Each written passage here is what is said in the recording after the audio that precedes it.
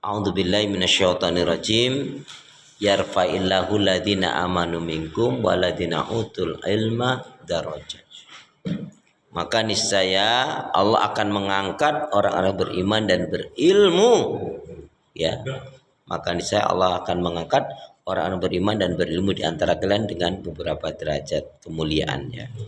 Jadi ada yang mengkaitkan dengan Nabi Sulaiman. Nabi Sulaiman itu sebelum diangkat menjadi rasul atau setelah diangkat menjadi rasul, ditawari. Malaikat menyampaikan, "Duhai Sulaiman, mana yang kau inginkan? Ilmu, harta, atau kekuasaan?" Maka Nabi Sulaiman merenung sejenak. Ilmu, harta, kekuasaan atau kerajaan. Maka beliau dengan mantap menyatakan, "Aku pilih ilmu." Kenapa kau pilih ilmu? Karena segala sesuatu itu memang harus dilandasi dengan ilmu. Makanya ada ungkapan, likulli syai'in thariqun wa thariqatul jannah al ilm. Tiap-tiap sesuatu itu ada jalan caranya. Jalan cara menuju surga adalah dengan ilmu. Bahkan kalau ada ungkapan juga seperti pepatah Arab, laulal ilma lakanan nas kal bahaim. Sekiranya bukan karena ilmu, maka manusia itu tidak ubahnya seperti binatang. Jadi orang yang berilmu pasti dia tidak seperti binatang. Maka kalau ada orang yang berilmu katanya, tapi kok perilakunya seperti binatang, berarti ini orang yang ilmunya, dirinya tidak diberkahi, tidak dirahmati oleh Allah Subhanahu wa taala. Saya juga baca satu ayat, ternyata manusia yang buruk itu siapa? Siapa yang dia diberi, ya, diberi wajah secara fisik menarik, cantik, tampan, tapi apa? Tapi dia su'ul khuluq dan dia berakhlak buruk dan keras hati. Keras hati itu cakupannya sombong, kikir, dan dusta. Itulah seburuk-buruknya manusia. Jadi nggak ada kebaikan, ganteng, cantik. Kalau dia apa? Akhlaknya buruk. Keras hati, sombong, berarti dia menolak kebenaran. Ya. Dusta orangnya nih.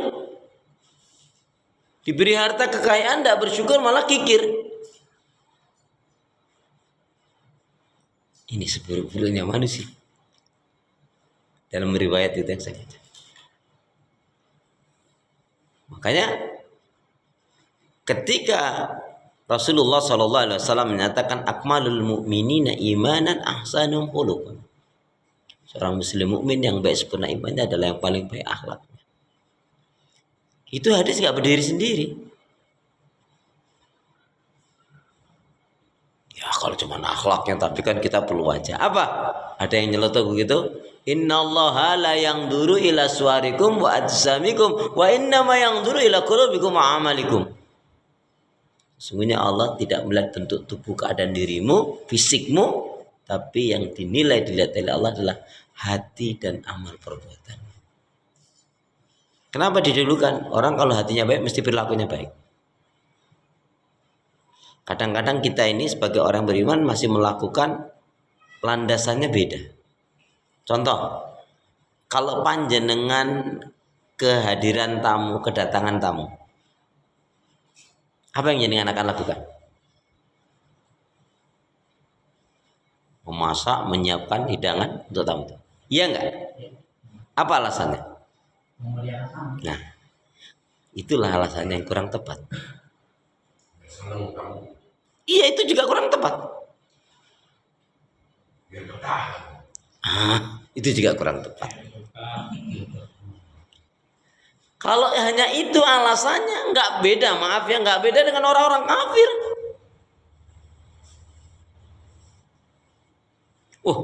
Tidak sedikit orang kafir itu ketika seorang muslim datang ke tempat dia, waduh luar biasa sambutannya, hidangannya dan lain sebagainya, ramah.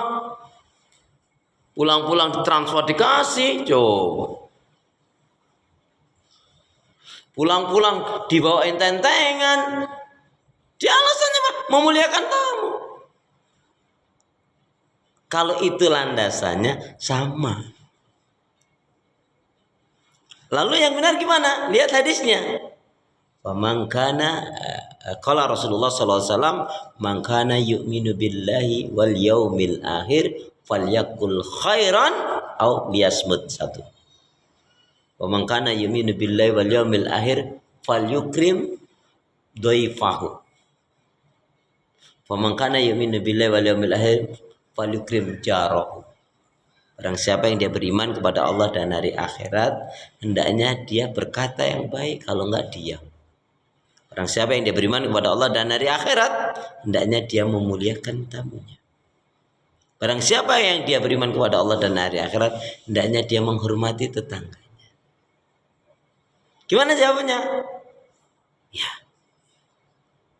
Kalau saya kedatangan tamu, saya akan memuliakan tamu, tapi memuliakan tamu bukan karena saya ikut umumnya manusia, tapi karena itu perintah Allah.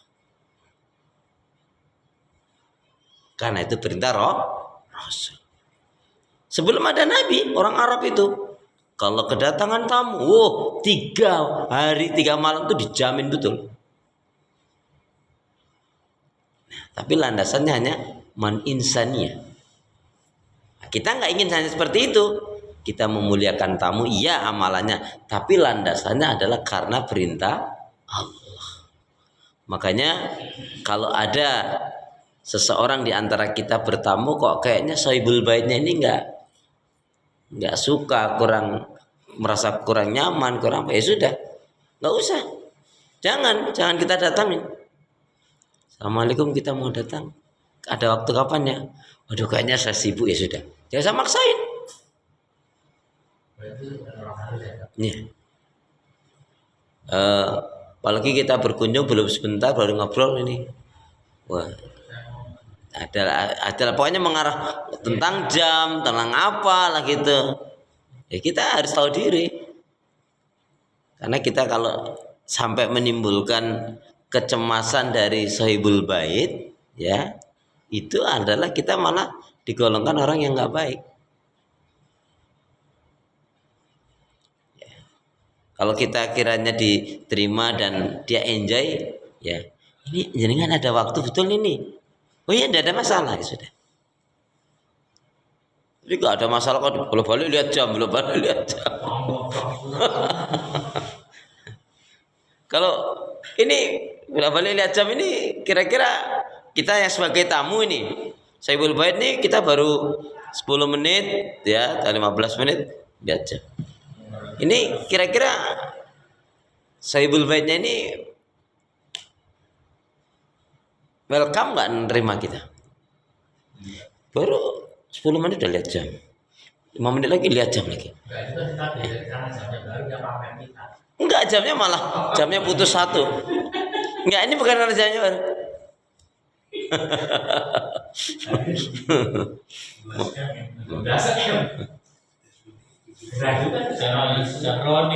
Ya, jadi gimana? Ini kira-kira jenengan yang sebagai tamu nih, baru 10 menit udah lihat jam, terus nggak lama lagi lihat lagi. Kira-kira ini sahibul bait ini membuat kita nyaman nggak kira-kira? Nyaman aja. Kenapa dia udah pesen kok belum datang ini makanannya gitu loh. Jangan suuzon deh, jangan suuzon. Ya. Karena dia ingin memuliakan kita. Ya, teman kok ini kok belum datang, kan dia resahnya itu. Nah, ya apanya lah gitu nih. Astagfirullahaladzim. Jadi kita berkata baik itu, berkata jujur, berkata benar itu kenapa? Karena ini perintah Allah. Kalau landasannya itu perintah Allah, perintah Rasul, itu kita akan hati-hati. Loh, itu kan adanya kaidah ungkapan fakir qoblan ta'zim, itu ternyata pembuat kata-kata mutiara hikmah itu apa? Enggak sekedar ngucap itu aja, mereka landasi. Satu dari firman Allah, ma yalfidhu min qaulin illa ladaihi raqibun atid. Surat Qaf, ya, surat yang ke-50 ayat 18. Tidaklah yang diucapkan sepatah kata oleh seorang mukmin, oleh seseorang, melainkan dicatat malaikat raqibun atid. Kemudian Nabi tadi mengatakan barang siapa yang dia beriman kepada Allah dan hari akhirat, hendaknya berkata yang baik kalau enggak diam. Makanya apa? Dibuatlah satu ungkapan untuk memudahkan orang ini apa? Fakir qablan ta'zim. Think first before do. Pikir dulu panjang-panjang sebelum kamu berucap dan berbuat. Jadi pembuat kata-kata hikmah itu juga dengan perenungan, ya. Baik. Kemudian tadi barang siapa yang dia beriman kepada Allah dan hari akhirat, hendaknya dia memuliakan tamunya. Nah, yang menarik satu riwayat ada sahabat kalau sampai 1 bulan itu kok nggak ada tamu yang datang ke rumahnya, itu sedih. Apa yang dia lakukan? Khawatir rumahnya jangan-jangan rumahnya nggak diberkahi oleh Allah. Khawatir jangan-jangan rumahnya nggak dimasuki oleh malaikat. Ya. Maka dia undang, ya, dia undang saudara-saudaranya. Tapi ketika dia ngundang saudara, wajar itu saudaraku. Ya. Maka kemudian apa yang dilakukan? Dia undang, yaitu nih, fakir miskin kaum duafa. Biar apa? Hidupnya diberkahi oleh Allah, rumahnya diberkahi oleh Allah. Ya kita nggak usah, wah rumahku sempit, rumah kecil. Sempit, luas itu tergantung hati dan pikiran kita kok.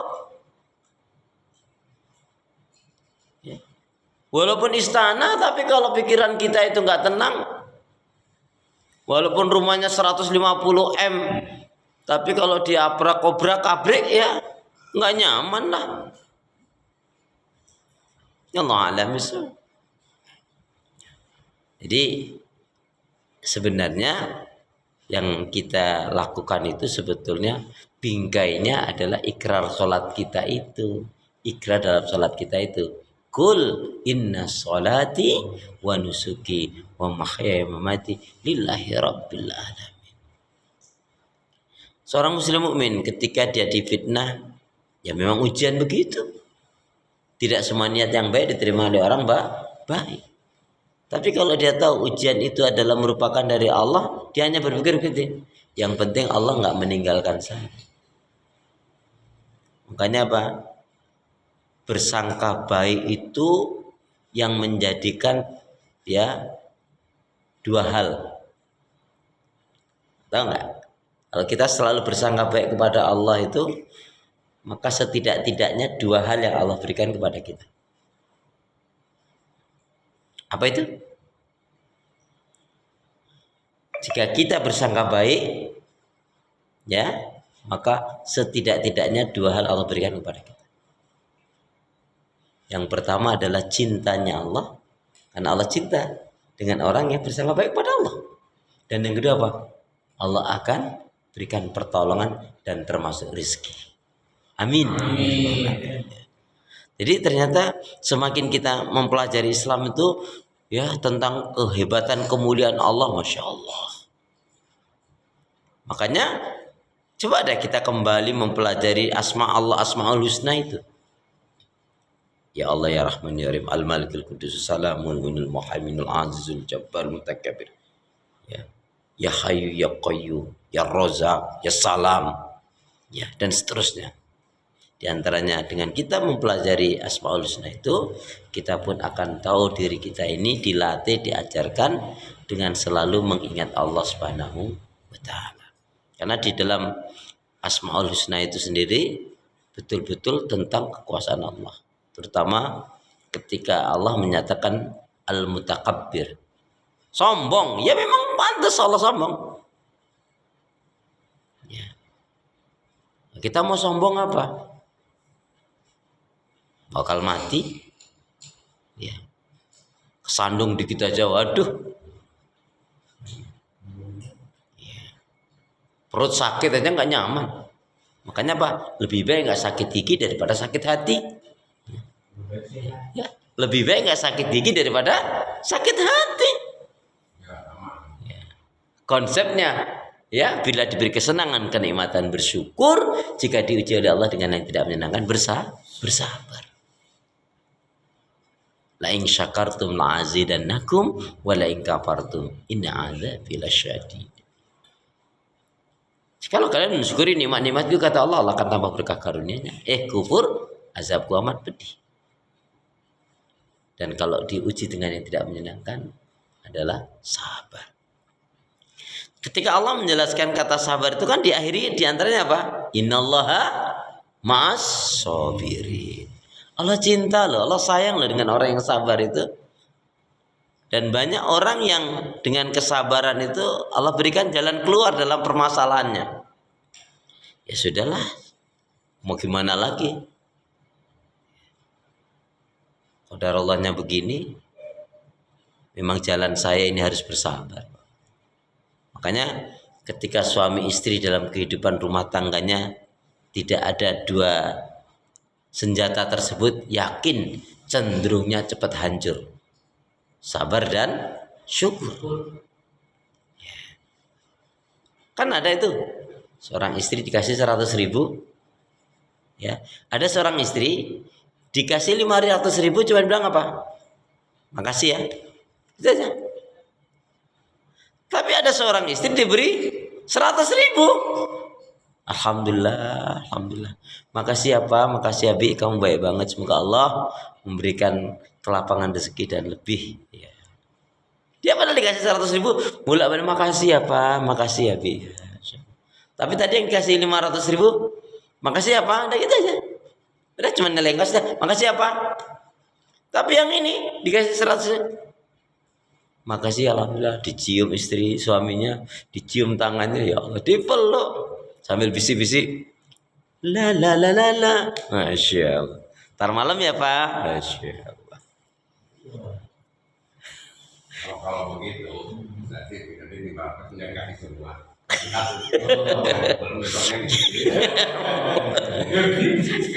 Ini masalah itu nggak? Apa rahasianya? Apa rahasianya Pak Nu? Pak Nu ini jawab nih. Dikasih 500.000 kan? Makasih ya Mas, makasih ya Bi, makasih ya Pak. Udah gitu aja.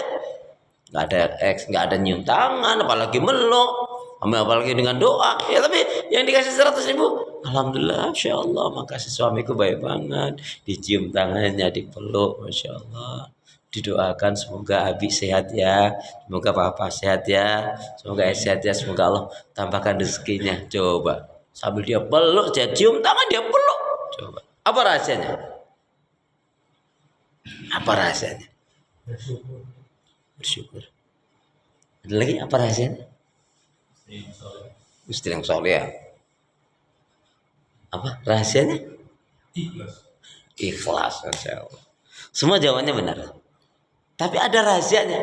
Itu kan, ya, jawabannya benar. Solihah, syukur, sahabat baik, ya, itu benar semua jawabannya. Tapi rahasianya apa? Rahasianya dia dikasih 500 karena hutangnya 1 juta. Maka dia masih begitu. Dia dikasih 100, kenapa dia seneng banget? Karena 100-nya dolar. Masya Allah. Makanya dikasih 100. Saya kan nggak bilang rupiah, dikasih 100. Itu rahasianya. Atau kalau enggak rahasianya, oke lah kalau itu ngeprank Ustadznya, enggak. Memang betul dikasih 100.000. Tapi masalah apanya? Karena kemarin sudah dikasih 500.000 gitu loh. Masya Allah. Jadi ini tambahannya. Udah deh pokoknya begitu aja Pak. Bismillahirrahmanirrahim. Alhamdulillah, alhamdulillah. Masya Allah, masya Allah. Jadi ya ketika seorang dalam rumah tangga itu betul-betul pegang tadi itu, diberi kesenangan, kenikmatan, bersyukur, dia tidak menangkan sabar. Insya Allah barokah hidupnya. Amin ya rabbal alamin. Baik, semoga kita termasuk yang Allah nyatakan tadi, apa? Yarfa'illahu ladina amanu minkum waladina utul ilma darajat. Maka niscaya Allah Subhanahu wa taala akan mengangkat orang-orang beriman dan berilmu di antara kalian dengan beberapa derajat. Maka kita kembali dari kisah awal tadi ketika Nabiullah Sulaiman ditawari, "Wahai Sulaiman, apa yang kau inginkan? Ilmu, harta atau kekuasaan?" Maka Nabi Sulaiman memilih ilmu. Karena Nabi Sulaiman memilih ilmu, maka diberikanlah harta dan kekuasaan. Karena yakin dengan ilmu itu dia bisa mengenal Allah. Dengan ilmu itu dia bisa bersyukur. Dengan ilmu itu dia bisa menapaki jalan ujian, baik itu yang menyenangkan ataupun tidak menyenangkan. Karena apa? Orang pilih uang, mau punya uang, dia juga harus ngerti ilmunya biar punya uang. Kalau orang ingin punya kekuasaan, ya dia harus ngerti ilmunya untuk menuju kekuasaan itu. Hanya untuk menuju kekuasaan itu ada cara yang dibenarkan dan cara yang tidak dibenarkan. Semoga hidup kita diberkahi rahmatillah Allah Subhanahu wa taala, dijauhkan dari segala keburukan dan fitnah. Amin ya rabbal alamin. Baik, kita cukupkan, nanti kita akan diskusi. Bismillahirrahmanirrahim.